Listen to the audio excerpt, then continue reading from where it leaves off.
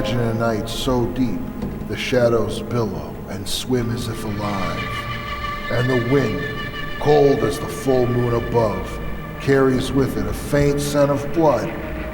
Tonight is such a night. Imagine a place where heaven and hell cross paths in the ragged shadows of long abandoned buildings, where derelict angels roam the alleyways among throngs of the homeless, where renegade vampires in heaven's employer station, and where hell's errant soldier, a being called Spawn, is once again caught in the crossfire.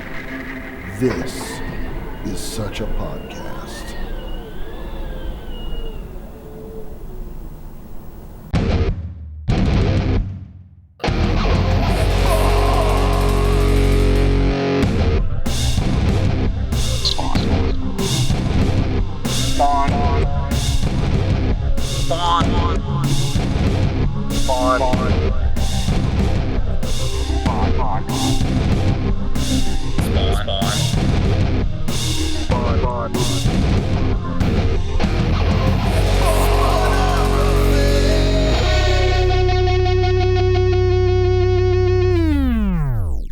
How's it going, Hellspawn? Welcome to another episode of Spawnography. My name is Pierce Leiden, pronouns they, them, here with, as always, the lovely George Marston, pronouns they, them, or she, her. How are you doing, my dear friend, this week? I'm doing great. I'm having a great week. I am hurtling towards the end of the year, work-wise, and my children's hockey team, we came in first place for the season. Nice. Thank you, Todd Father. My prayers were answered. Brooklyn Night people. Yeah, that's what we call them. And it's things are good. Things are things. How about you? Not too bad. I've been playing quite a bit of Marvel Rivals. When last we recorded, listeners will hear in our last episode us talking about it having just come out. I've been playing it quite a bit, I have to say. I know that you caught a couple games. We haven't managed to catch any together yet, but I'm enjoying it a lot. I'm extremely bad at it. Well, I'd like to say I'm good. I don't know if I'm just playing against, people who are slightly less bad or slightly more bad than me, but I can tear it up a little bit. I think the main thing is that I don't know how to play it. So so the first game I played as Rocket, which made sense because I was like, oh, I get it. Okay, a support button, a turret, a gun. Oh, I can get on Groot's back. Cool. Got it. Yeah. Makes sense. Got it. And I had no deaths and I had 6 kills and I had a great time. Then I tried to play as Magneto. Much more complicated character. No idea what I was doing. And that kind of killed my enthusiasm for am I just going to get into a game, play a character that I have no idea what they're supposed to do. Oh, I tried to play Jeff the Land Shark. I know that you had a great time with Jeff. Yeah. I really enjoyed Jeff going underneath the ground and going dun, dun, dun, dun, dun, dun, because that's my kids. Yeah. You said that before. Chant. Now they'll have something to relate it to. Weirdly, they will, and it's still not the thing that's even referencing, which is pretty funny. I know, that's very funny. So I will say this. My first game out, the first thing I did as Jeff the Land Shark, well, not the first thing, but I got an ultimate and I swallowed the entire enemy team and spit them off the side. That was my first game. I got a 5 kill. And so I just want to say I am the toxic Jeff you fear. I sent you that video of somebody just being like, oh, Doctor Strange is broken. You just throw portals off the side of the map and then throw a portal right in front of a door. I saw something even more, maybe not more despicable, but even more frustrating, which was someone put the entrance to the portal at one door and the exit at the other door at the enemy's spawn. So for however long the portal lasts, they couldn't leave the spawn. They were just looping in and out. Oh, wow. Much like the alleys in Rat City. Of Rat City. That's very true. And while we're bringing it to Spawn, I watched a video recently. We were talking about this just slightly before before we started recording of Todd the God, uh, Todd McFarlane himself, doing an interview with Wired magazine, answering questions about how comics are made and Spawn and stuff like that. It was very interesting. Um, One of the things that I thought was really interesting, and you'll have to remind me if hopefully whether we've discussed this on the podcast before or not. But one of the things that's interesting, he talks about how he had Spawn in his back pocket for since he was a teenager, and he never gave Spawn away and all that stuff. And that made me think of how he just put little bits of Spawn and everything he created along the way after that. Yep. But sort of related to that, the thing that I thought was kind of interesting was he said that for the first arc of Spawn, he didn't envision Spawn's costume as being alive. And that the reason he came up with that was because he kept making errors with the costume, like the wrong number of spikes or Yep. different shaped skulls. Have we discussed that? We Because in talked the about it. moment, that makes sense that we have, but in the moment hearing Todd himself explain it, it felt so much funnier to me. So Listen, anyway, we're spawnosaurs of spawn text, and that's right. we definitely touched on that. It is really funny. It's funny to hear him admit it in real time, because That's what threw me a little bit, was him just saying like, I didn't remember what the fuck, so I just decided to make it alive. Because I think in my mind, you know what also it is that I think I had sort of I had retconned in my own head a stronger connection to Venom than was necessarily intended at first.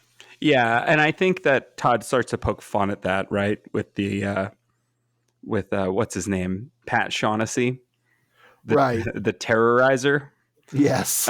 who loves comic books, right? So Right. I think it's one of those things that I think if he could have done it all over again, maybe he wouldn't. And I'd love to ask him, like, would you not make it a symbiote? Because it feels like that got really close to one of the things you're most famous for. And also, I think wasn't it Alan Moore who first introduced the concept of it as a like neural symbiote or whatever? Yeah, it In happens in that number 8, during the Coco Swiss. the Coco Swiss. Been a long time since we did that. It's been a long time. But were there any other like fun tidbits from that Wired interview? Something I liked and that I thought was kind of telling about how he described the making of comics and who's involved in the making of comics is that it was a very vintagey sort of way. Writer, penciler, inker, colorist, letterer. And in modern comics, I think, especially those three middle roles, penciler, inker, colorist, and increasingly that third one, there are all wrapped up into one person at this point, more and more. And it's just kind of telling to me about how Spawn was being made at this time, how Todd still thinks about comics being made in general, that he didn't go deeper into that. And also that's, I guess, how I would explain the basics of who creates comics to someone who doesn't know. Yeah, me too. I think that the digital revolution, right, where it's much easier for somebody to do rough pencils and then throw digital inks onto something and submit that to their colorist as a computer file, is just so much different than getting a bunch of pages in the mail and being like, all right, scan those, upload them to your computer in 1997, Right. and then go from there. The process has changed massively, but I think if I had to explain how comics were made, I'd always go back to, well, a writer writes a script and an artist curses at them under his breath and fixes While the drawing script. it. Yep. Yeah, exactly. And Exactly. the inker curses at the penciler for writing, I don't know, a bookcase here, instead of drawing it. And the colorist curses at both of them for not leaving enough notes for what the scene's supposed to look like and what time of day it is. And then the letterer hopes that they don't change the dialogue, a day before it's supposed to go to print.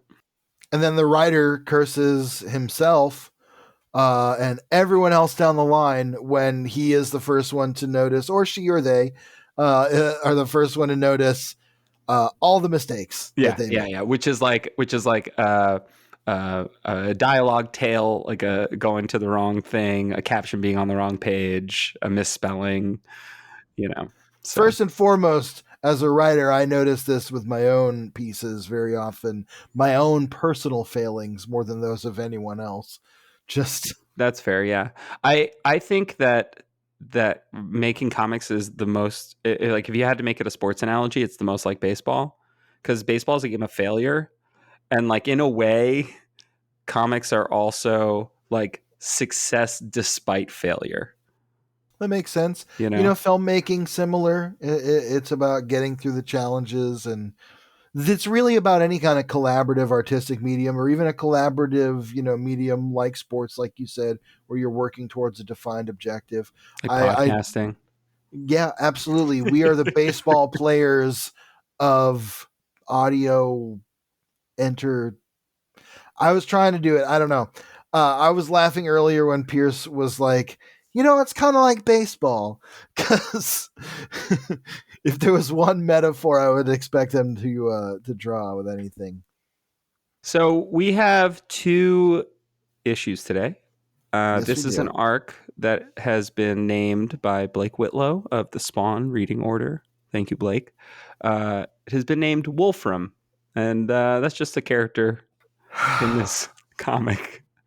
Oh no, George. You don't like Wolfram? We'll talk about it when we meet Wolfram. Great. So I'm going to get into the credits on Spawn number 71, if that's okay with you. I'd love for that to happen right now, please and thank you. Okay.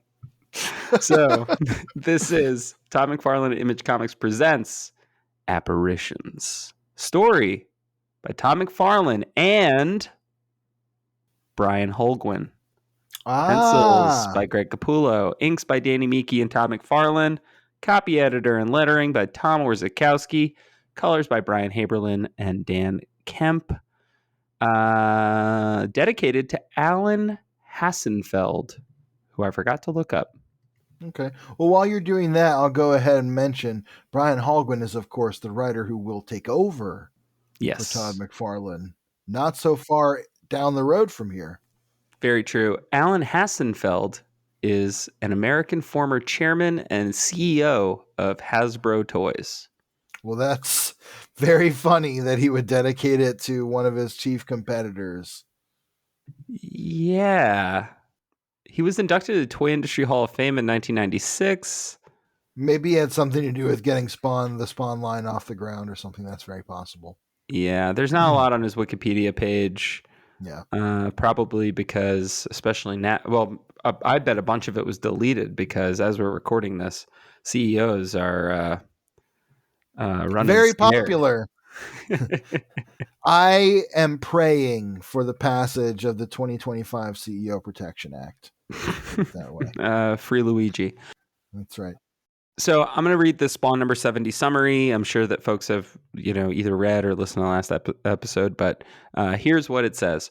Twitch is able to break free from his captor, the Freak, when he is distracted by Spawn's sudden appearance. Then, as Sam, Twitch, and Spawn struggle together to stop the slaughter in the alley, they feel their curious bond intensifying, which, okay. However, they are all puzzled when Spawn becomes ineffective in a certain area of the alley called the Dead Zone. Discovering that the Freak has slipped away, Spawn tracks him down and unleashes the worms and insects on him until he is drowned by their mass. Earlier in the day, Wanda again witnessed Cyanne's psychotic behavior over losing her soother and necklace out the car window. That does a decent job of recapping what happened in the last issue. It probably says a little bit more than we saw on the page. I don't know that Sam, Twitch, and Spawn felt their relationship intensifying. Yeah, I think that's just a very shorthand way of explaining that Cog sort of explained to Sam and Twitch that they're connected to Spawn in a deeper way than they understand. Yeah. I like how 71 opens up with the direct aftermath of 70 with the Freak's hand being subsumed by all these nasty worms. And I actually really love the writing here. It's a caption heavy Me page, too. but I like the staging, but I really like the writing. Without even understanding how, Spawn summoned up a wave of karmic force, purging the twisted, malignant evil from the madman's soul and turned it back on him. Taking tangible forms, maggots, worms, all manner of parasites, the sins of one man's life now devour their maker. That's the part that I really like. And then I also like the alleyways yawn. Yeah. It's just really good. Todd is getting better at sneaking in some really nice writing in his caption heavy bits. I'm glad that the next chunk, which is Spawn and Cog, is allowed to just breathe without captions. Yes, it really needs us to not get a bunch of weird meta stuff explained. It needs these two men to really just be arguing with each other, and it's really great. The thing I have to call out is I like that first page quite a bit. I think the art's fine. The art goes like into overdrive after that. Oh yeah, these next two pages are Oh my great. God. The inking's really incredible. Specifically Cog's, the close up on Cog underneath these worms. These worms in the foreground are amazing. Yes. As you know, the freak is decomposing. Cog shows up to say, you know, bravo, bravo, quite a performance. And Spawn's like, well, whatever. Like, he was an abomination. Like, he engineered gang war. He almost killed me. I killed him. And Cog reminds Spawn that he keeps keeping himself separate from the things that happen around him, even though in some way he is the catalyst for them. He's not engaging with the things that happen around him in good faith, essentially. And he keeps running into that over and over and butting up against this idea of like every time Spawn tries to take control of something, it goes wildly awry and people get hurt. And it doesn't seem to matter any which way it goes. Whenever Spawn's around, people are getting hurt. And that's another factor here. Cog is telling him he did nothing to stop the gang war, nothing to stop the lives being lost. He explains that the reason that Al couldn't use his powers in the dead zone is because it's basically a like little spot of relief for heaven's denizens in the midst of Rat City, which it's kind of confirmed here is, in fact, as we've long theorized, this is kind of where it's said aloud, really specifically, that it is kind of connected to hell and haunted and supernatural in some way. It's not just a maze of alleys. There's a downright supernatural component to it. You know, one thing that I really appreciate about these two issues in general is that we start to get a lot of rules. Now, they are rules that contradict so many things that we've learned before. However, it does feel, and I don't know if this is bringing on another writer to sort of try to make sense of everything that's happened to this point, as sort of like a co-writer, but it does feel like we're trying to shave the continuity down to something that's a little bit easier to understand, that just like, here are the rules, let's follow them as much as we can from here forward. Here's the problem, though, Pearson. We're going to get into this a lot with what you just said throughout this two-parter, because there are certain rules and certain things that still relate to what's going on in these issues that is contradicted by what happens, I feel, in the very specific spirit, if not the entire letter of the rules that have been laid forth. And we'll get into it, especially around Wolfram.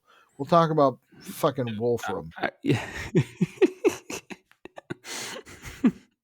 I'm really enjoying how much you don't like Wolfram. We'll talk about it when we meet Wolfram. All right. I just keep saying that so we don't derail now. So, But, well, I do want to say one other thing here. Cog is saying, by now I think you'd realize that heaven and hell bear little resemblance to what you learned in Sunday school, and that these alleys aren't what they appear to be. And that's him explaining, like, You are under surveillance by heaven. You're not going to walk free in here.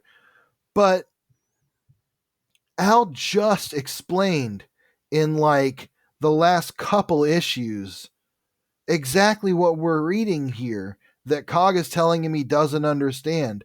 We just had this whole moment of growth with Al where he's talking about understanding this stuff and he's expressing it to other characters in a way that shows he's absorbed it.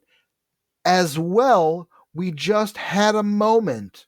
The last thing that happened with Spawn, the only thing Spawn did in the last two issues we discussed, was wake up having transformed into Hell's true Grim Reaper, no longer concerned with his humanity or with anything but fulfilling his purpose. And now Cog is here again berating him about, don't you want to be a man? And Spawn, his only response to that is, if you don't have answers, old man, what good are you to me? That seems like a cop out for this conversation because it just repeats. It just goes back to that same old through line of what they get into every time they get face to face. I would love Al to say, like, don't you think I've actually realized that by now? Do you think though that in this instance, Cog is basically like, you think you? I mean, he is saying like, you think you get it, but you really don't. And I, as much as I agree with you, I do kind of disagree in the sense that I don't think that Al does truly understand his place in things. I know that he does sort of explain it. I think he has he has a better idea than he did 60 issues ago, but I don't. It doesn't feel like he's totally internalized it. And I think Cog's point here is that he still let the gang war happen. He still like didn't protect the other night people, right? It actually, and further than that, and we'll get into this a little bit more later in this two-parter, Bootsy had to do something that he shouldn't have had to do that Yeah. maybe now has put him on the outs with, so I don't know. I think Cog is a frustrating character because he is there to yell at Spawn and tell him that he doesn't know anything and that he's never doing anything right. However, frequently Spawn doesn't know anything and isn't doing anything right. No, that's all fair. I think I would love to at least see this conversation evolve at this point based on the things we've just seen happen. I hear you. Even if, you're not wrong about the text. You are not wrong. I wish the subtext was stronger. I wish that the actual weight of this moment was stronger, because Spawn said, if you don't have answers for me, then get the hell away from me, about 75 That's times true. now. He says it almost like once an issue. Although, and I'll go back to what we kind of said maybe like 10 issues ago, does feel like a soft reboot of Spawn. And that's going to happen. Yeah, it happens with all these superhero comics, right? Like we're used to it. That with great power comes great responsibility comes up again. We do a flashback to Batman's parents dying. Like we sometimes have to go back to the well.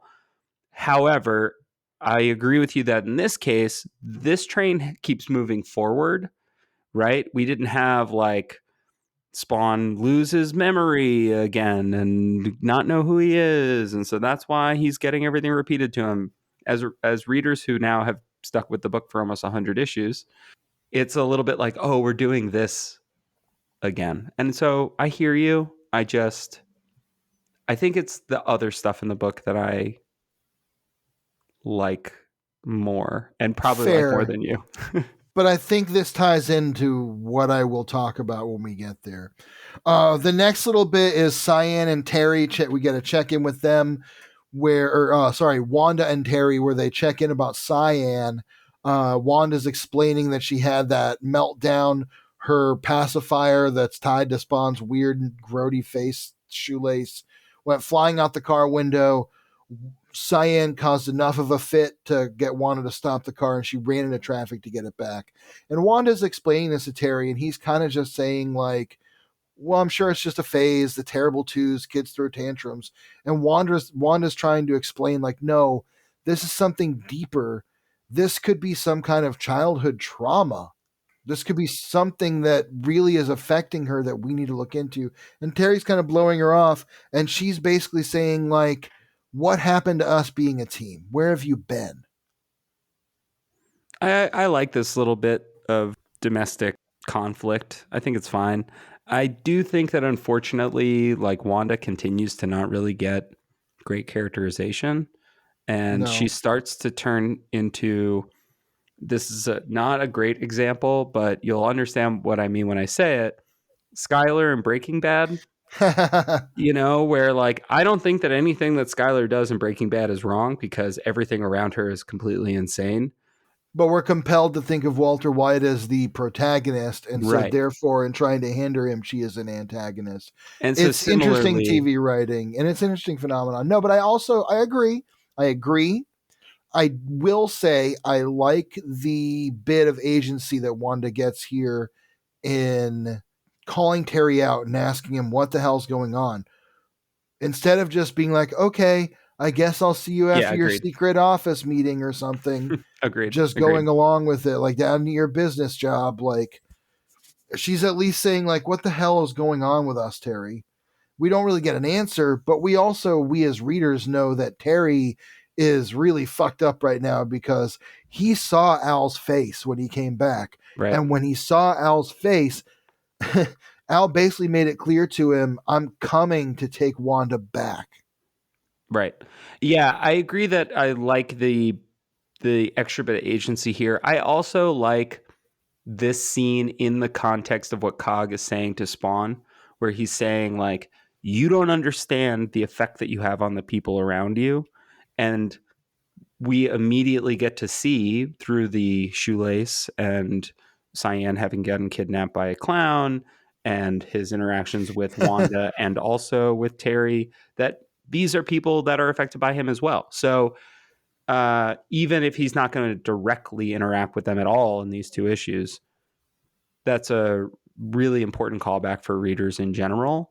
And actually, like a deft bit of pacing, I think. I think it's really solid. I think we sometimes ding Todd for his check-ins, but in this case, I think it's a relevant story beat. Although I do take issue with suburban Queens because again, we still don't know where they live, and suburban Queens means like. I guess you live in like Bayside. Like you must live in like almost Long Island. Yeah, I was going to say that, like, we now know based on previous recent issues that the aforementioned Rat City is a Bowery, and Yeah. it is in lower Manhattan, and it has also been depicted as like very close to To their house. this is an example of the shifting geography of, I think, Todd basically playing fast and loose and freeform with New Yeah. York City in a way that you can do if you know the geography, but he doesn't. So, he's had to kind of clarify some things recently. I will say it is funny. There's a reference in one of these two issues, I can't remember exactly where, to the Bowery. Oh yeah. I think it's in 72. But yeah, Yeah, it's it is. It's in 72, and we'll talk about it. yeah. I just remembered where it is. They say like the Rat City enclave of the Bowery. And I'm like, oh boy. We're just not reading our own comics here, everybody. Um, after speaking of folks that are influenced by Spawn's existence, we get Sam and Twitch again. Yep, they're Love to coming to see the him. alley. Now that the fighting is over, it seems like the alley is allowing the cops and Sam and Twitch to go inside. But the cops are like, you're not going any fucking where in there because you're not cops anymore, because God rest his soul, the corrupt Chief Banks saw fit to get you off the force. And they're kind of like, yeah, okay.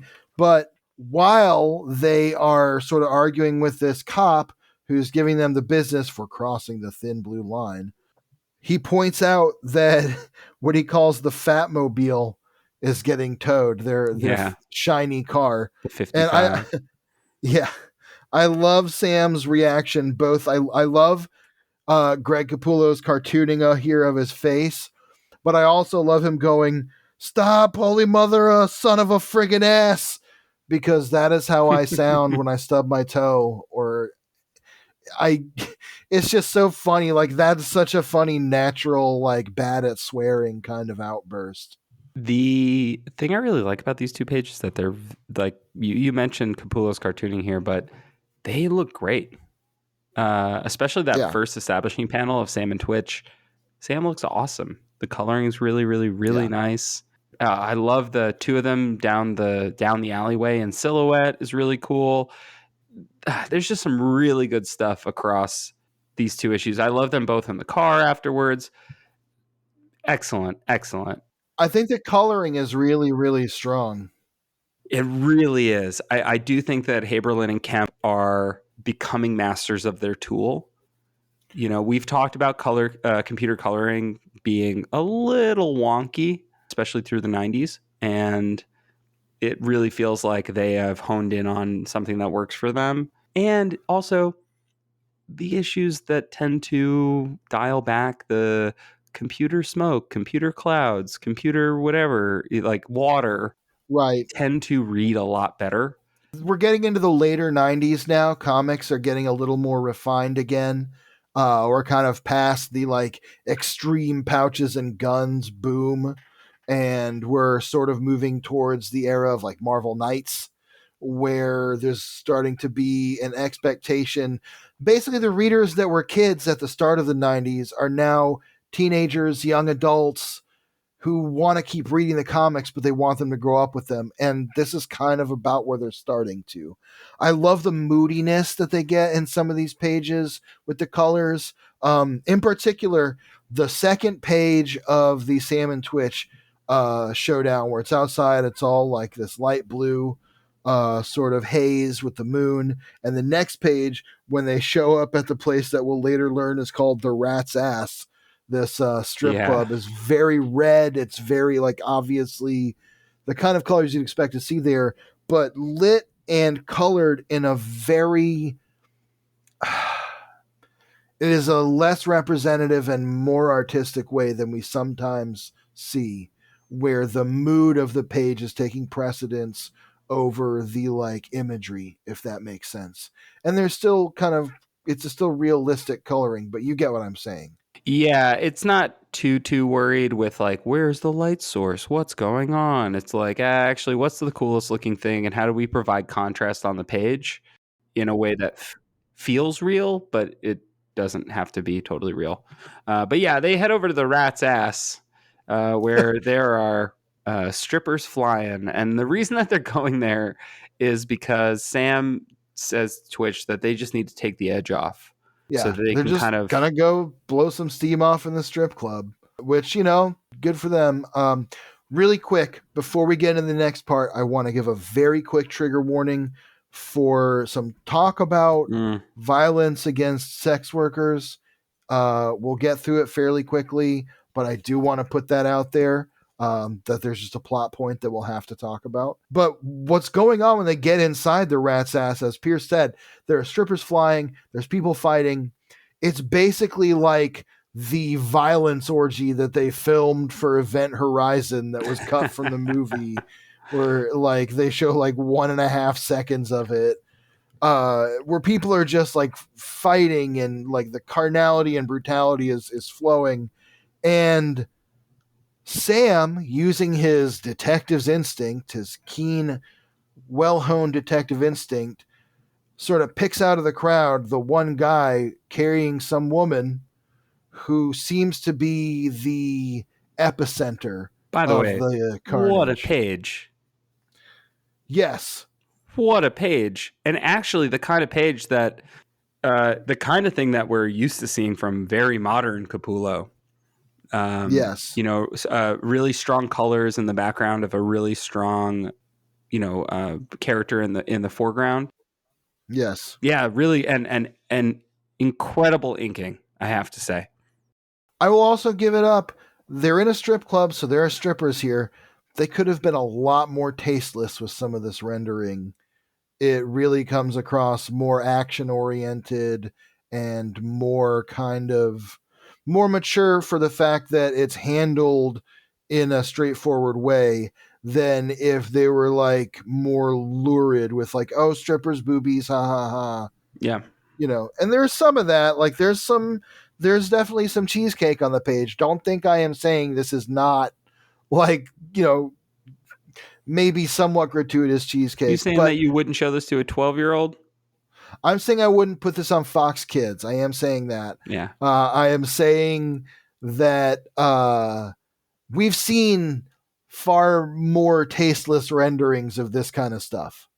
So yeah, on the second page of the sequence, also very well. This whole sequence is great. Sam follows the guy outside. He's carrying a woman. They get outside and they find her laying in the trash with her throat ripped out. Yeah. And we don't get an understanding of exactly why or how, but we do know basically who, and that's whoever this guy is on that Sam sort of noticed. 10 blocks away inside Rat City, the police are now officially investigating the gang war that took place in the belief that Spawn was dead in the time before Spawn regenerated. And the police are kind of just speaking very coldly about the unhoused people of Rat City and the night people, sort of saying like, just really unkind things that you would expect cops to be saying. Cops in general throughout this whole two-parter are not treated well. And I think it kind of speaks to the like growing understanding of like shitty cops.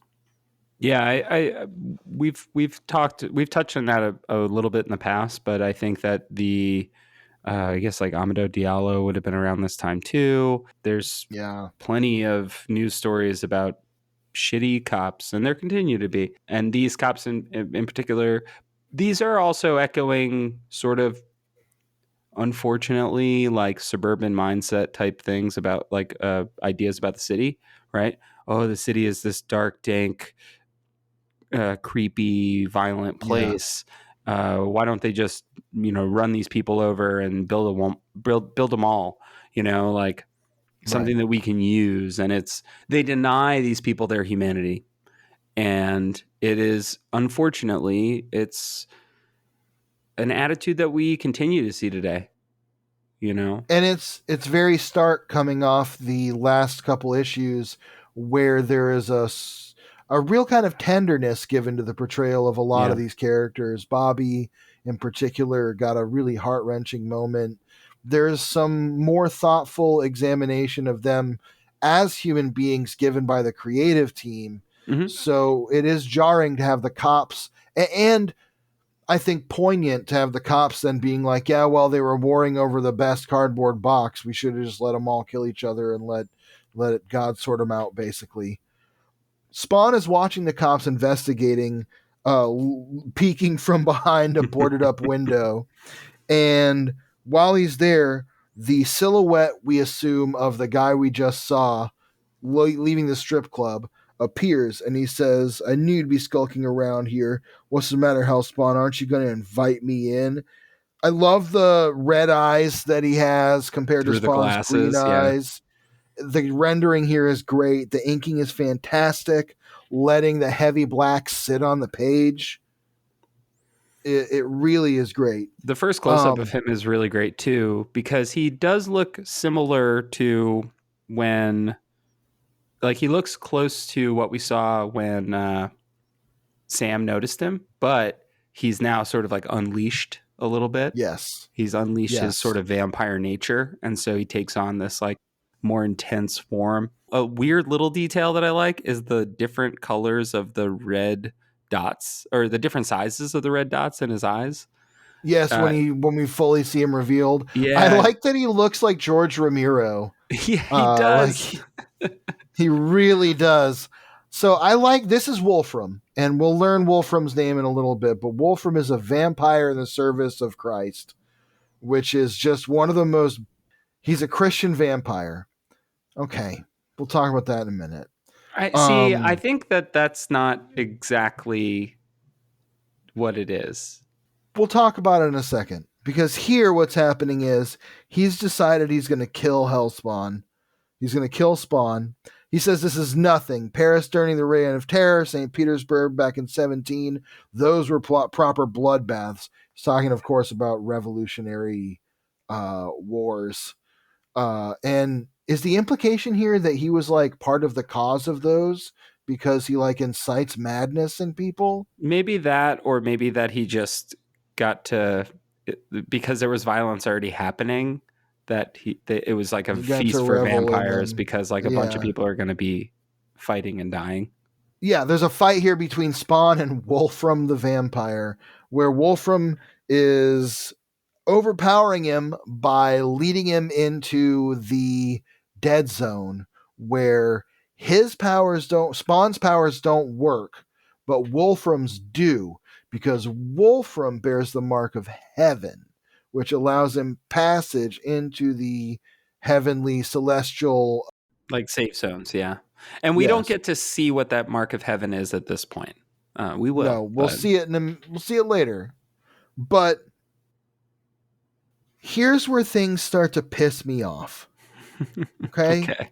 We have spent so much time in this fucking comic talking about how the bats and the wolves and all the creatures of the night Mm-hmm.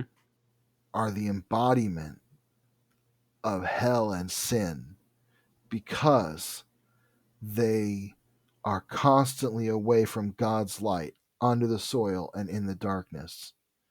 There is no creature further from the light than a frickin' vampire. I understand that maybe there's going to be a twist coming that will explain some of this shit to me, but we just spent so much time having it reiterated over and over that when I met Wolfram, I was just like, you know what? Fuck the Christian vampire. Here's Fuck the this thing. guy. The creature that's furthest from God's light is the worm, because it lives underground. Secondly, Okay, fair. We said that, but secondly, like metaphorically, vampires can turn into bats, but they are not bats. And Wolfram, despite his name being Wolfram and him kind of looking like a werewolf, is not a wolf man.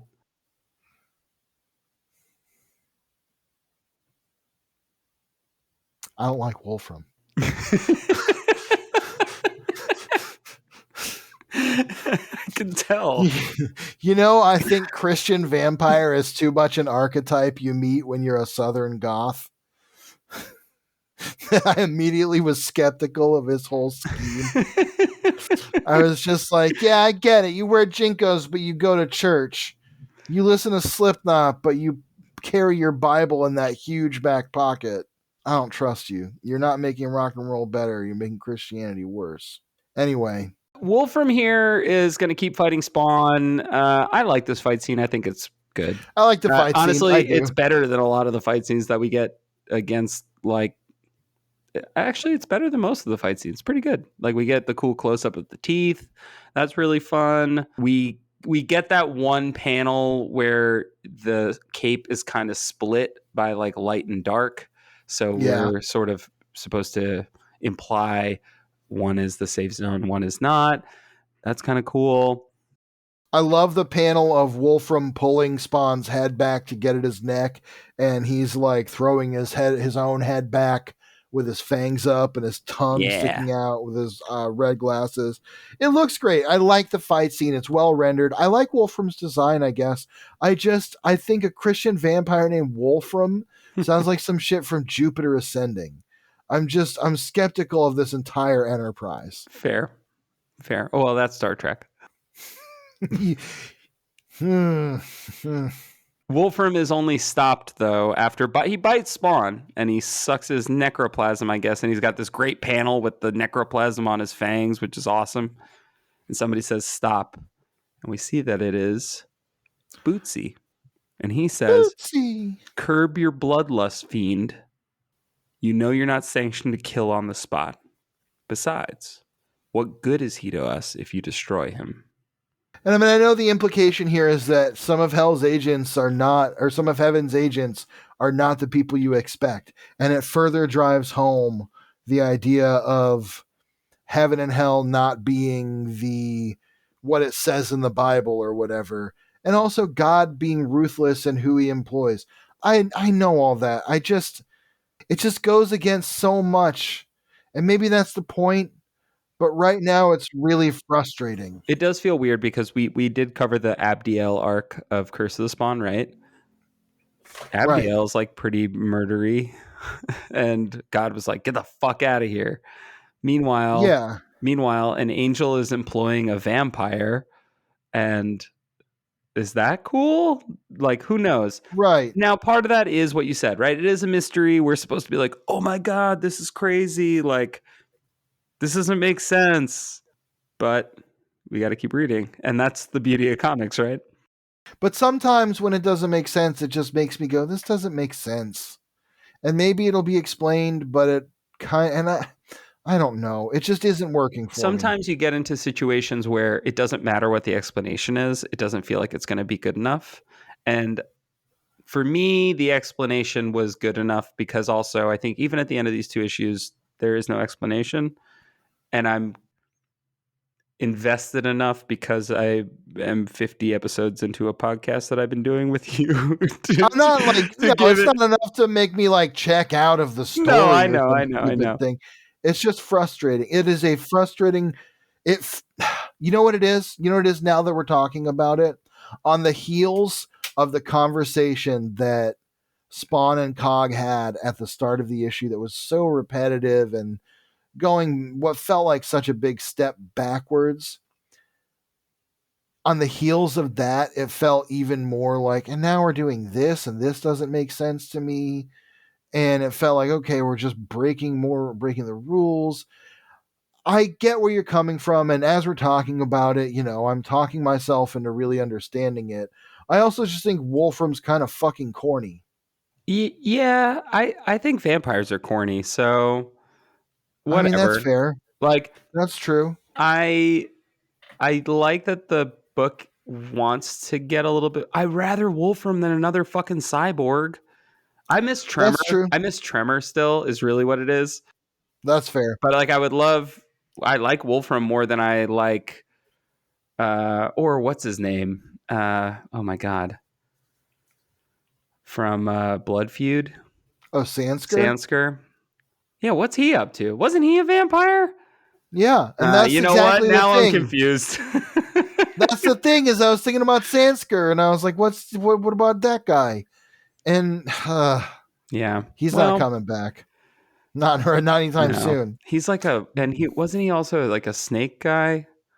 That was part of his vampire form. Yeah. Is that it was like he could be. That was his true ancient vampire form, which I feel like that's definitely like at the time. I don't know if we discussed it or not, but now I'll say I feel like that aspect is very taken from like Bram Stoker's Dracula, where Gary Oldman appears as like a giant bat.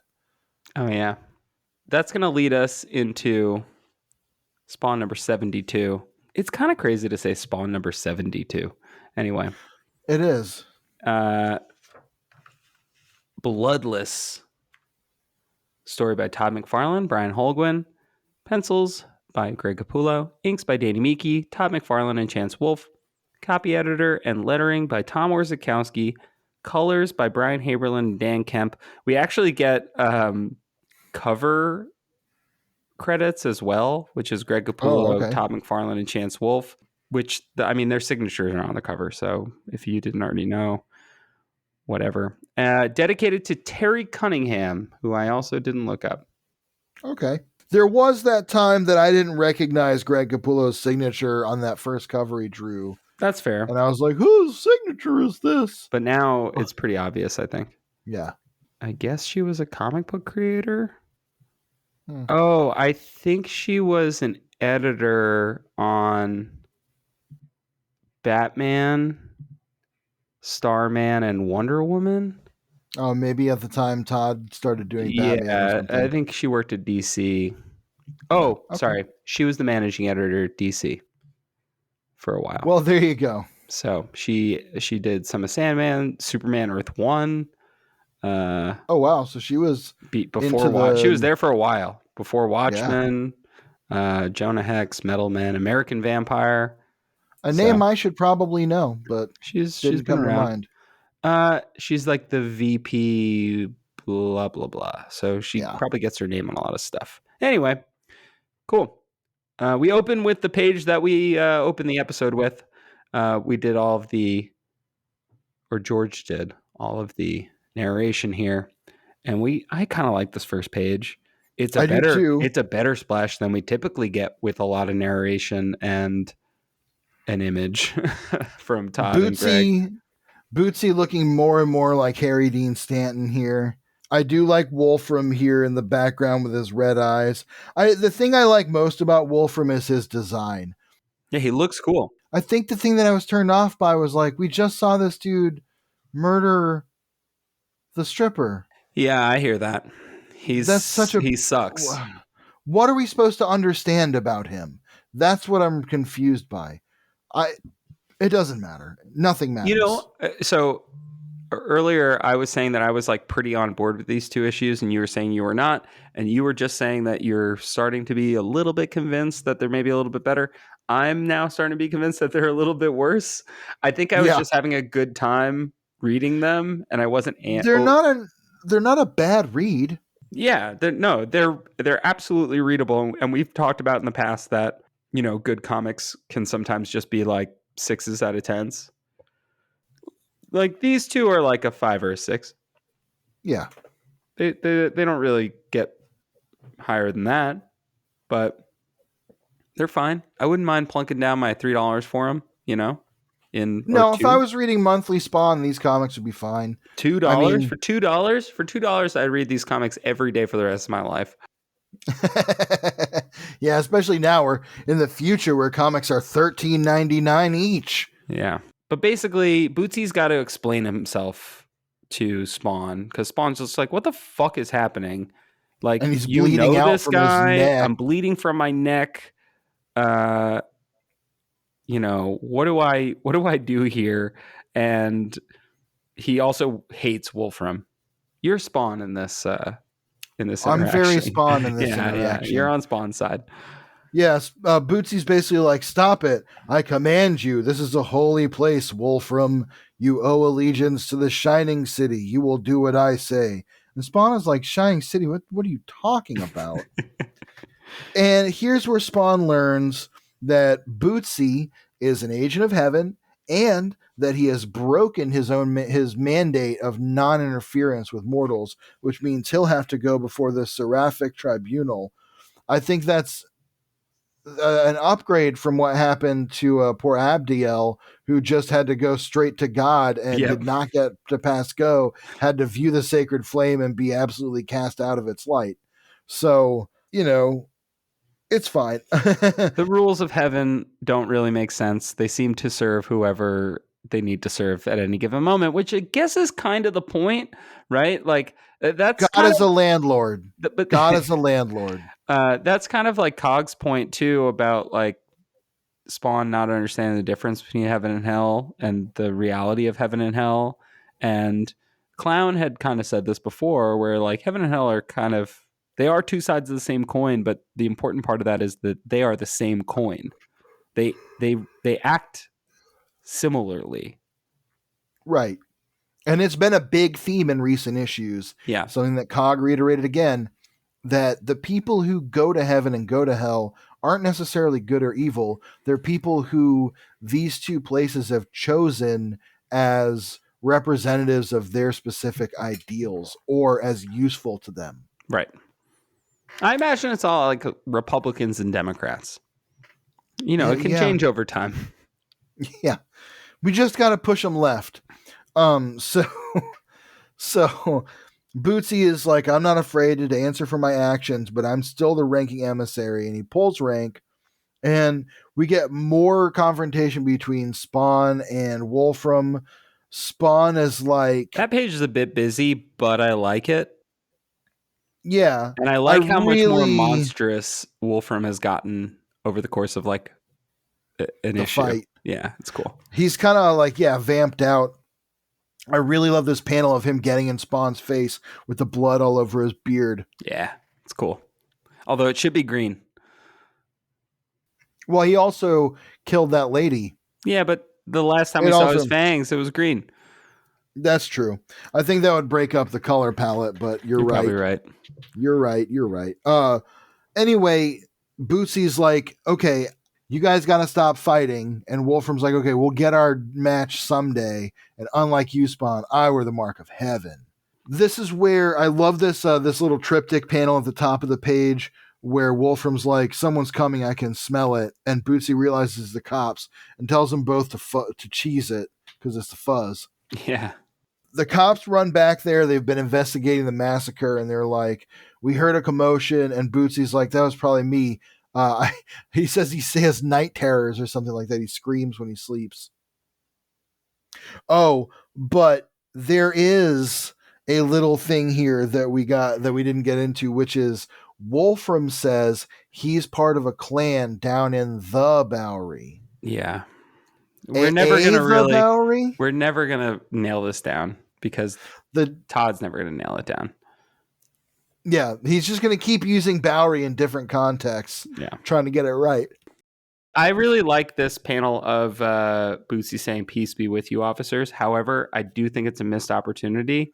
I do kind of wish that the shadow in the background were angel wings. Right. That might be a little obvious, but it would work. I don't know. It'd be fine. Is it any less obvious than many of the things in this comic? No. And you could have made it work, I guess. Yeah. We cut back to Sam and Twitch, who are now down at the police department typing a report on their discovery of the murdered woman when the cops haul in Bootsy, who they've just discovered, who says he has a message for them. He says, I don't have much time and I shouldn't be saying anything, but please listen closely. The stakes are about to be raised, and the Hellspawn is going to need you, and you're going to need him. I'm taking a great risk getting involved, but in the big picture, it's very important that Spawn survive what's coming ahead. You must see that he does. And the cop is like, let's go, booby. And Sam is like, what the fuck? I love that Sam goes, what the fuck? And Twitch goes, indeed sir. Yeah. So they head over to the diner, and I think what I really like about this is that they kind of start to reckon with the fact that they're crucial to everything that's going on. Basically, Twitch says, do you believe in coincidence? And Sam says, yeah, I guess so. And Twitch just goes, well, we're looking at something that's far too complex to be coincidence. So let's start at the beginning.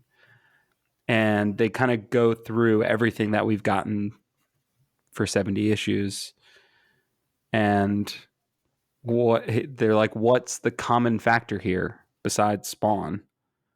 It's us. And Sam, yes, exactly. It's Sam and Twitch. And it's a nice moment of realization for them where the thing I like about Sam and Twitch is once they start thinking about a thing from a certain angle, they can usually find the right spin on it. You know, they track down the stuff about Chief Banks. They've learned stuff about Jason Wynn. They're good detectives, and they're good at piecing this stuff together. And I think in some ways, when they say you're going to need Spawn and he's going to need you, he really does need someone to just put the pieces together for him. Yeah. I think also, too, that they are great characters to help reframe the reader's perspective on what's going on, because coincidence is something that I think a lot of comic book readers, a lot of just like people who watch movies, right? It's the CinemaSins thing of everything, right? CinemaSins has ruined our brains about like how movies are supposed to work. It's like, oh, it's really convenient that guy showed up now. And it's like, yeah, it's of course it fucking is. movie. He's got to show up. So what do you mean? Like, right. Like that's how story moves along, is like sometimes it is a little bit of a coincidence, but whatever, it fucking happens. In this case, we have almost 100 issues of like shit happening that Sam and Twitch, similarly to Spawn, while they've investigated it, have not put all the pieces together. And they're finally starting to. And I think that works to sell a reader on there's more going on here than you realize, if that makes sense. Yeah, absolutely. And in a lot of ways, I think what we're seeing here, structure or functionally, is Todd realizing that he has to start drawing that connection specifically in the text Yeah. because it's been there and it's been arbitrary for a long time. And we're just now kind of circling in on that idea that there's something between Spawn and Sam and Twitch that is elemental to their pairing. I will say, don't love the panel from inside Sam's mouth No, while that's he's the chowing worst. down on fries and cheeseburger. It does feel like the script was boring and Greg was like, I have to draw fucking something else, anything else. I need a different He sure does perspective. love to draw Sam as like a slovenly, weird slob, though. Or he draws them really cool. Yes. And he does both of those in these 2 issues. So I'll give him a pass here because I think that this is another arc or another little arc where Sam actually looks cool. That's true. I like Sam Typically. quite a bit in this arc. Me too.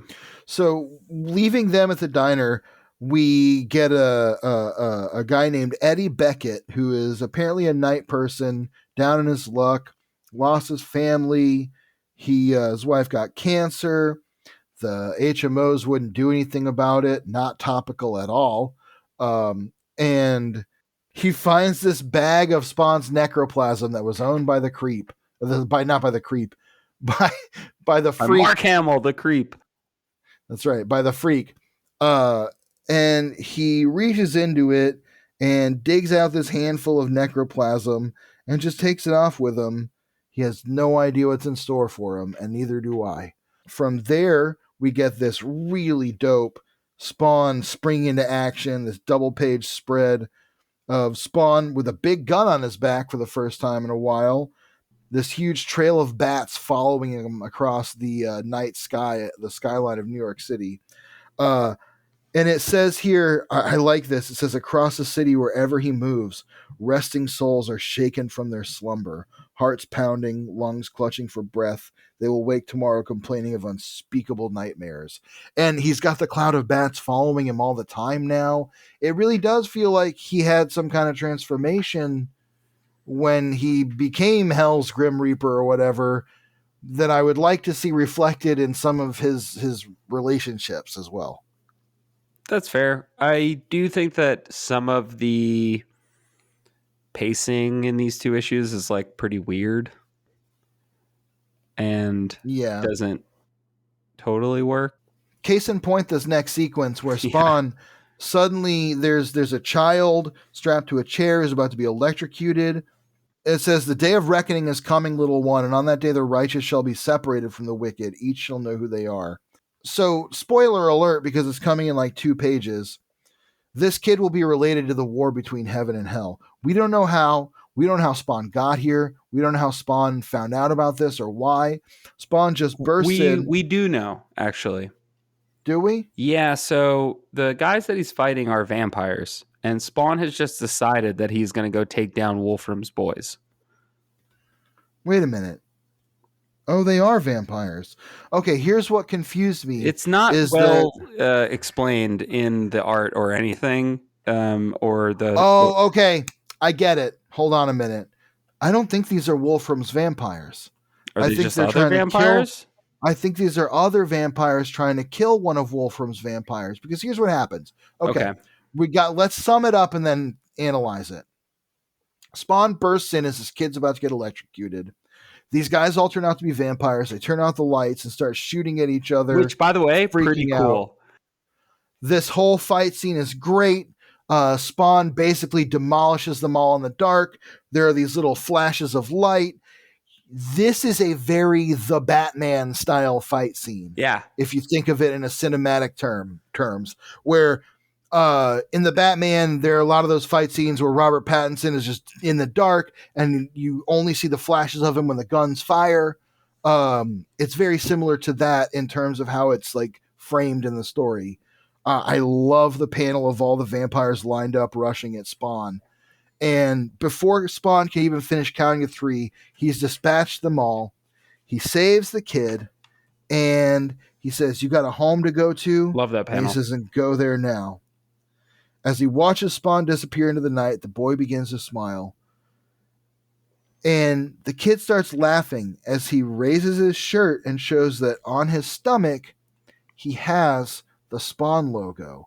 But instead of displaying white eyes on a black circle to mimic Spawn's mask, this one has black eyes on a white circle, an inversion. And this, we learn, is the brand of heaven. Yeah, I want to read that last page. So it says, he really doesn't understand at all, does he? The Hellspawn doesn't have a clue which side is which.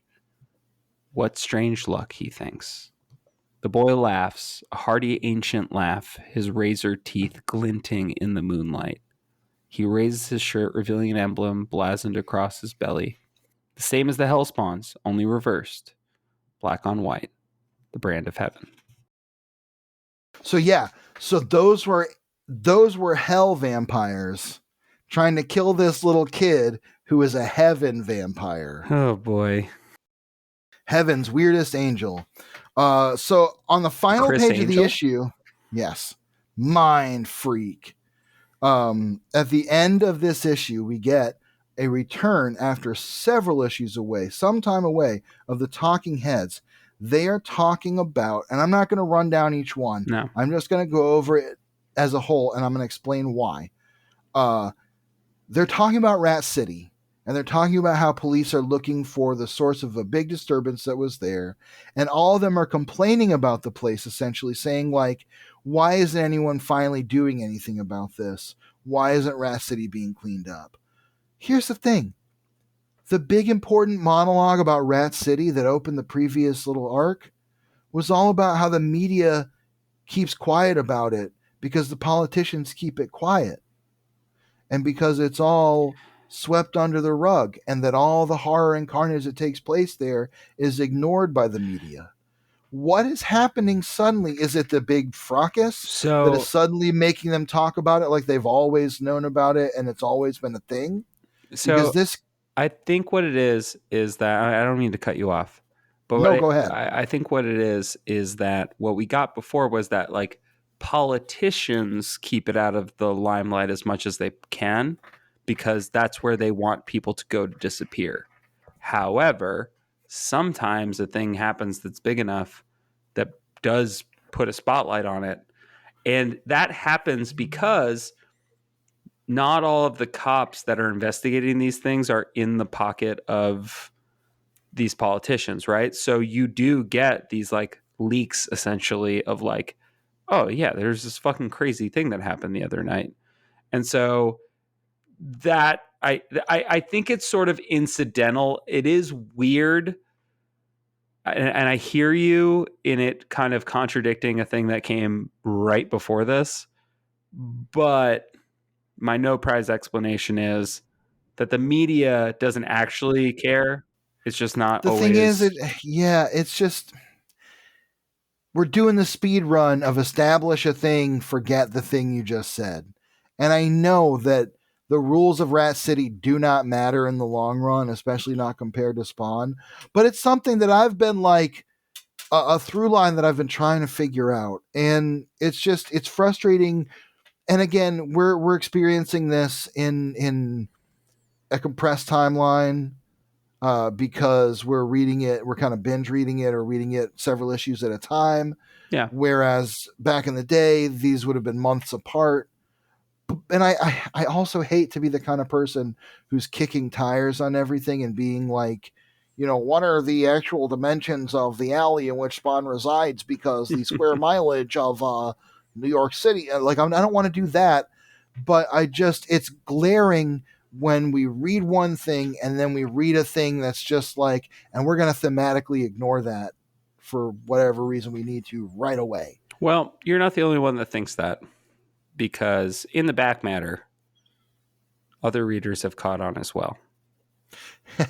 And it really made me think, for readers who have stuck around with this book now for 6 years, if you were 14 when you started reading this comic, I don't think you're still reading it at 20. There's a drop off there regardless, a natural Sure. drop off, but go ahead. But I was just going to say, I think that like the book has to keep engaging with its core audience, and its core audience is like 11 to 16. Yeah. So and also has to reckon with the fact that some of those kids can't get those old issues. So it No, I mean, doesn't really matter in a way if you contradict yourself a little bit. And two, that's why you have to be so repetitive. yeah, and maybe I've mentioned this on the show before, but there's this thing that specifically I read about in relation to the Teenage Mutant Ninja Turtles, which will make total sense, which is that they reinvent the Teenage Mutant Ninja Turtles every like 5 or 6 years. Yeah. Just because that's the lifespan of the time in which kids get into it and get out of it. I don't understand that. And no, neither do I. And I mean, they're going to be lifelong fans, Yeah. but like for the average like toy buying child, Sure. cartoon watching child, the lifespan of them being into it is like 3 to 5 years or whatever it is. And that makes sense. And that also makes sense that they then have to make one that is for the next audience coming in. Mm. You know? Those reinventions sometimes come naturally and fluidly like they do in superhero comics, like you're talking about, where Spawn right now is admittedly going through a period of reinvention as a comic coming off of the movie, where they're looking to reflect, and even more specifically the HBO series, I think, because they're trying to reflect the tone that multimedia fans have now come to expect, while also just kind of evolving instead of resetting. You know, I think that you bringing up the HBO show and the movie is really important, because I do think that the comic is trying to split the difference. In a way, the HBO show, because on at midnight, it's for adults, it's HBO, blah blah blah, right? And I guess because like it's got like Keith David and it's got this, good voice cast, like whatever. It's almost like elevated, like this is the best version of this that we could make. And then there's the movie, which, and we'll get into it in the back matter here, Todd describes as, we wanted to make it the hardest edged PG movie you could make. Now, Spawn is PG-13, but so they failed, kind of. But they were on that razor's edge of, could this movie be PG? Because if it's PG, we can sell a lot more fucking toys. So the comic lives right in between those two things, where this isn't, I wouldn't not show these issues to a kid. Hell, I gave like the first 7 issues of Spawn to one of my hockey kids. He's like 8. I told his mom to read them with him, but because I said maybe skip 5, but I was like 12 or 13 at this time. This is what, 1997 we're when in the 98 show started. Now. We're in 98. But when the show started, the HBO series was 97. Yeah. I was 14 at the time. Perfect age. And my mom was giving me the VHS tapes, and I was like buying the toys and stuff. So I was like right there along with it, Anyway, what does it say in the back matter about some of this? So I only have 72. I don't have 71. But in 72, in the blah, blah, blah, Terry Fitzgerald talks about going to Japan, which is cool because they met with all the Japanese video game companies to make Game Boy games, and Capcom. They met with Capcom. But he mentions a thing that is kind of crazy. He goes, back home, I have to give many thanks and great praise to Greg Capullo for his outstanding work on this comic issue you hold right now. Greg is an amazing penciling machine. Listen to this. Todd gave him the plot for the last 12 pages on Thursday, April 30th. Yep, Greg penciled 11 pages in less than 3 days. Better than his speed potential, Greg's quality workmanship is still evident, as you've already seen. Great job, Greg. I mean, no wonder they have 3 inkers. Shit. I mean, that's 100% why they have 3 inkers, because Todd didn't get to ink the back half of this book. But like, that's wild. We didn't see a drop off But also maybe that's No, why that last page is the talking heads, is because he's like, dude, what are we doing here? But maybe so. I mean, but also, wow. yeah, because especially the panel of like Spawn's eyes when he says bad move, now I'm gonna count to 3. Oh, and then we So get this good. great fight. Like, yeah, it's awesome. You know, at the same time, though, I will say that fight scene being blacked out with just those little bursts Makes makes a lot of sense. sense. Makes sense. Smart though, and it works. Hey, if you got to get it done in 3 days, 3 days for 11 pages. I know That's artists fucking that are like, crazy. oh, I can do like 1 page a day.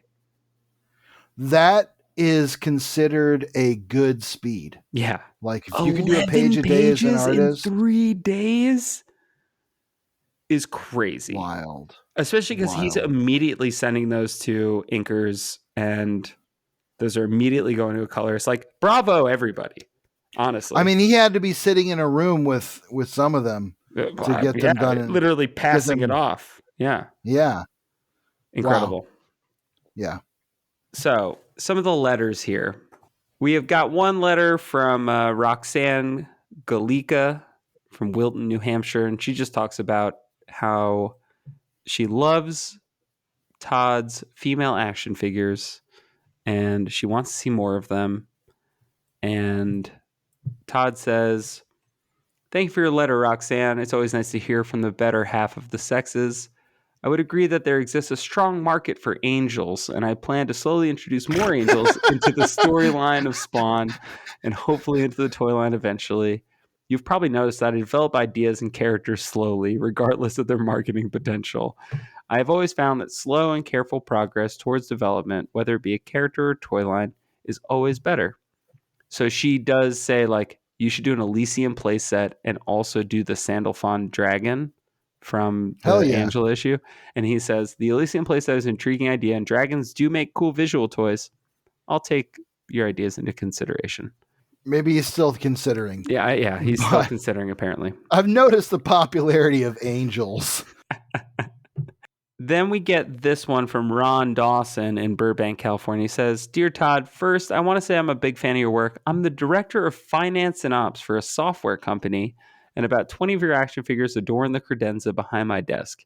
It's not exactly the kind of decor you'd expect from a finance director to have, but since we work in the film and TV industry, I can get away with it. Also, not that this even matters, but I'm also a Christian. And although I know you're not a believer, I find some of your religious-related story arcs to be quite intriguing. Now, down to business. I have a comment and 2 questions. First, the comment. I must say I was disappointed in the film. It seems it was just a special effects feast. The storyline was weak. There were way too many corny one-liners. By contrast, the HBO animated series is fantastic. The characters are deep and you feel for them. That wasn't the case in the movie. For instance, it was hard to buy the fact that Al sold his soul for Wanda because there wasn't enough screen time showing their love for each other. Also, the fact that Wanda had a child with Terry wasn't as powerful because the issue of Al's inability to have children wasn't addressed. If you had just one scene with them making love and then maybe her crying afterwards about not being able to have kids, you could have killed 2 birds with 1 stone. Yeah, I know. Everybody's a screenwriter. If you make a sequel, please concentrate on the characters and story. Star Wars is still great 20 years later. Just wait one more year, little buddy. Not because of its special effects, but because of the great story and characters we so love. Someone tell George Lucas that. Yeah. Someone tell who's in charge now? Dave Filoni? Who cares? Dave Filoni. Great. Now, my first question. In Spawn number 69, it commented on the reason Spawn could be, quote, killed in the back alley of Rat City was because that region was a domain of heaven where his powers waned. However, that conflicts with Angela number 2, where Spawn is taken to Elysium, home of the angels, and the suit goes on the defensive. It also seems to conflict Spawn number 32, where he invades the Angels' Terran embassy, and until he actually grabs the old woman, who I assumed was a manifestation of the creator, him/herself, he still has his powers. Was this an oversight? Or is there something about that region of Rat City that you haven't yet revealed? Question 2. The old woman god that you portrayed in the Angela series and in Spawn number 32 seems much more compassionate than the one portrayed in Curse number 16, the one who yelled and kicked Abdiel out of heaven for asking a simple question. What's up? Thanks for your time and continue the great work. Time to go balance the company's books. P.S. As an African American, I was disappointed you felt it necessary to make Terry Caucasian for the movie. I, too, work in the film industry, so I can totally understand your reasoning. Here's an idea, though. If you plan to have Angela in the sequel, cast Halle Berry or Vivica A. Fox, and we'll call it even. Hell yeah. Before Todd responds, I'll make my first customary response. This man is a Christian. Okay. There are 2 books in the Bible. One of them is the Old Testament. One of them is the New Testament. True. In the Old Testament, God appears symbolically in the form of snakes, bushes, flames, disembodied voices that speak and appear to people as omens. Okay? This is also a God who is far more vengeful, far more aggressive, far less forgiving and loving. That's sort of the whole point, is that in the Old Testament, the God of the Old Testament is judgmental, and he is given to punishment. He is not compassionate to the human beings he's created. He is demanding, and when they waver in their faith or go against it, he punishes them severely, Sodom and Gomorrah being the most primary famous example. In the New Testament, there is a new covenant between God and man, where the sins of man have been washed away and God has forgiven them. He is presented in an embodied form as Jesus Christ, far more relatable to human beings. Now, yes, I understand that this is because these 2 books were written separately, but I'm not a Christian who believes in the Bible either. A Christian who believes in the Bible should understand that in ancient realities and ancient stories, before, we'll say the before Christ era, the God of those days was vengeful and angry, a flame that yells and casts you out of heaven. In the New Testament, God is a compassionate human being who loves and cares for people and wants to see them given eternal paradise so deeply because he loves them so much that he dies and takes on the burden of the things that God hated them for. I'm not a theologist. I just wanted to point that out. I think that because the Abdiel story we know happens far in the past of the Spawn stories that we're reading now. So, yeah, 100% makes sense. Different God, had a son, changed his mind. When people have kids, that tends to happen. So, Ron, read a little deeper next time. All the other stuff about Elysium and why Elysium doesn't shut off Spawn's powers I don't beats care. the shit out of me. Have no idea. Doesn't make any sense. Because that one spot is designated to do it and the other ones aren't.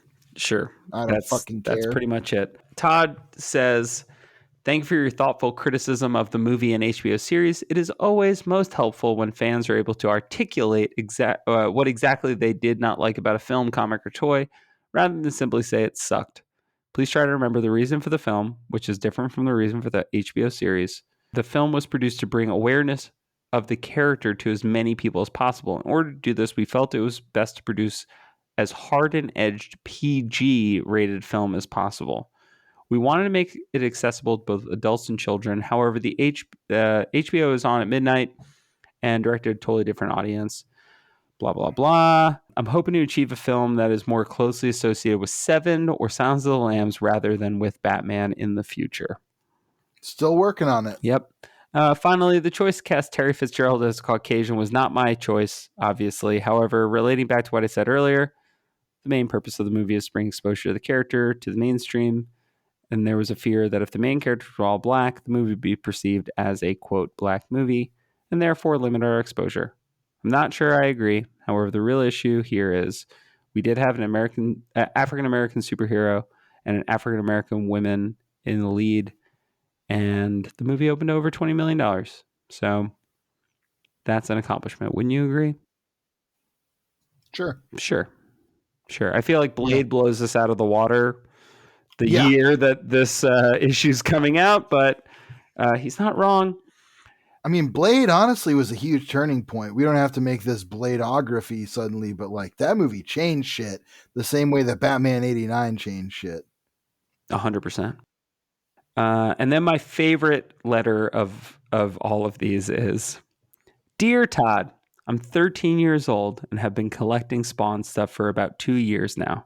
My friend and I buy Spawn every 2 weeks and collect back issues and so forth. We buy your figures and draw your characters and collect the cards also. You could say we're true Spawnaholics. The reason I'm writing you is Our names are Pierce and George. The reason I'm writing you is my friend and I deal with certain types of prejudice. Nothing racial. A lot of people don't like us because we like Spawn, and there's probably 1 or 2 people who think we're evil. It's not a real big issue unless someone starts talking about Spawn. I'm just wondering if you've ever dealt with anything like this before. Kind of the fantasy of being 14 years old and believing people think you're evil. Now, I have a few questions and suggestions. My newest idea is, why don't you make a Spawn coloring book? I mean, a coloring book that you don't send to toy stores, but to comic book stores or something, like pinups. In the book, you could have pictures of Spawn, Angela, and Violator and stuff from the first 25 issues, because it'd be kind of hard to color anything from issue 30 and up with a crayon and make it one picture on the front of a page, but no picture on the back. I don't really know what that means.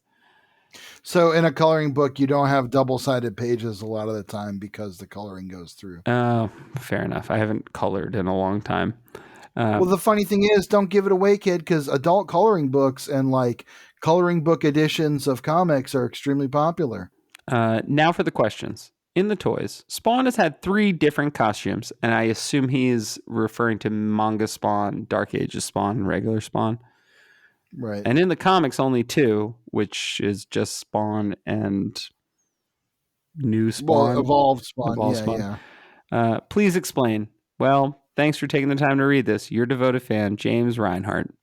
Oh, I know what he's saying. There have been 3 Spawn toys, but Spawn's costume in the comic has only changed twice. Because this would have been probably around the time that the Spawn 3 figure came out, which was like the super deluxe Spawn. Oh, okay. With like the unfolding cape that was really heavily based on Capullo's art. Whereas the original Spawn figure was, of course, based on the classic, like, yeah. So he's asking, why have there been 3 editions of the Spawn figure when Spawn's costume in the comics has only really changed twice? This kid just doesn't understand capitalism. Todd says, prejudice is born of ignorance. My guess is the people who judge Spawn, and you, have never actually read the book. All they know is that Spawn is from hell, and that's all they need to know. Yes, I do encounter this prejudice, and I pay it little attention. As far as the question regarding the number of costumes in the comic and what is available as a toy, this is a matter of keeping the toys fresh. You'll see manga Spawn and Dark Ages Spawn, etc. in toys, but perhaps never in the comic book. We simply create toys we think will look cool. Does not necessarily mean they will translate into a cool comic book story. My favorite thing about this letters column in general is that Todd is mostly ignoring most of the letters and just about like continuity. Like he's just kind of like, I don't know. I'm going to mostly answer your question. Here we go. The rest of the book, back matter, the end cap has all of the Universal Monster toys, nice, which is pretty cool. Sea Creature, The Mummy, Phantom of the Opera. We get another breakdown of the HBO show because the second season is about to hit. Yes. And so we get to see headshots of the voice cast, that except for Keith David, and some character breakdowns for Clown and for Jason Wynn, which is cool. We do get in this issue an ad for 300. Oh, wow. Which is kind of like crazy to think about, because it's one of those. That's a book that I was not aware of when I was a kid, because I was 9, and I remember seeing the ads for it in Wizard and stuff. Yeah, but I was like, it's not a superhero thing. It's about weird naked old men. Yep, pretty much. But yeah, I don't know. Just interesting to see it there. And obviously, Todd's like, yeah, I don't care that I'm giving Dark Horse advertising space. Fucking Frank Miller. It's my guy. Yeah. So, Yeah. well, we got through 2 more. George, final thoughts on You know, Wolfram? honestly, I think the inconsistencies with the previous 4 issues, which I really liked overall, kind of frustrated me because it felt like Spawn always feels like 2 step forward, 1 step back. And this feels a little bit like the 1 step back. That said, it was really easy to read. Greg Capullo drew the living hell out of it, especially knowing what a deadline he was under for that second issue. Incredible. The colors look great. There was some nice stuff to read in it. They were very easy and honestly fun to read, just frustrating in a critical sense. So that's my thoughts.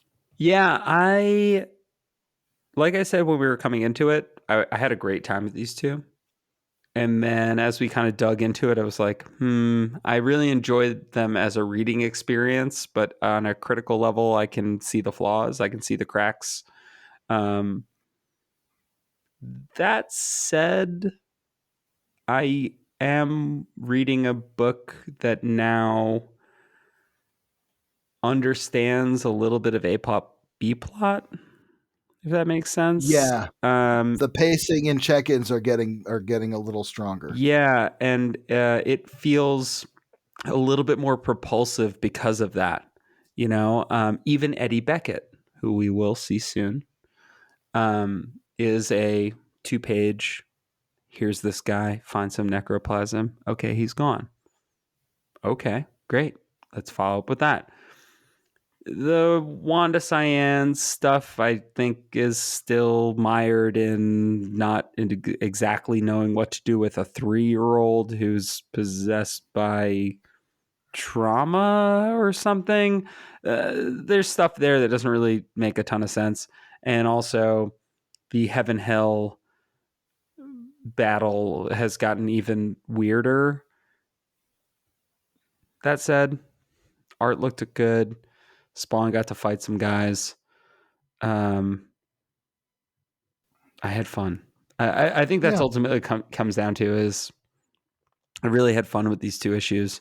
And yeah, if we're going by rule of cool, then these ones kind of at least have that going for them for sure. Yeah, for sure. Cool. Our next episode, we'll cover 2 more in our next one. We're going to get partway through what Blake Whitlow calls Green World. We're going to get 2 issues into that. And then we'll finish that out and go into Farewell Dance, the episode after that. Before we head out, George, do you have any recommendations for our listeners? Yeah, you know what? I do. I do have a recommendation, and I think you'll like this one. Last week, I recommended that you go out and listen to some fucking rock and roll, like some Judas Priest or some shit. And you know what? Maybe you're all keyed up. Maybe you're all been living after midnight. You want to slow down. I'll go ahead and give you a recommendation for another band that I love that's totally on the other wavelength, which is the Mamas and the Papas. Throw on some of the Mamas and the Papas and listen to those sweet, beautiful harmonies. Carry you away. I love that. So wholesome. Right? I have a very different recommendation. One of my favorite, I hate to say content creator, it's my least favorite thing. One of my favorite video artists is a man named John Boyes. He works for Secret Base. He does a lot of sports stuff. He did like the history of the name Bob in sports, which is really funny because like now there's not a lot of Bobs. We get a lot more Robbies and Roberts and not so many Bobs. Anyway, that's like 3 hours long. That's not what I'm recommending. What I'm recommending, he just put out his newest video in 6 years, and it's the history of slipping on banana peels. Please, please, please watch it. It is 30 minutes long. It is incredibly well researched. It is exactly what I'm telling you it is. It is the history of slipping on banana peels. It's perfect. I'm definitely going to watch it. Yeah. Oh, I didn't tell you about it before this because I knew I'd tell you about it now. I watched it last night. I had the best time.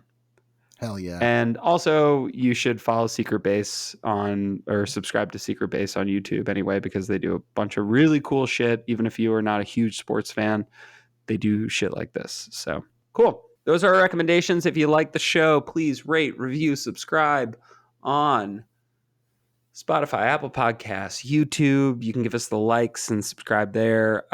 Any of the podcatchers that you use. I know there's like Podchaser and a whole bunch of other ones.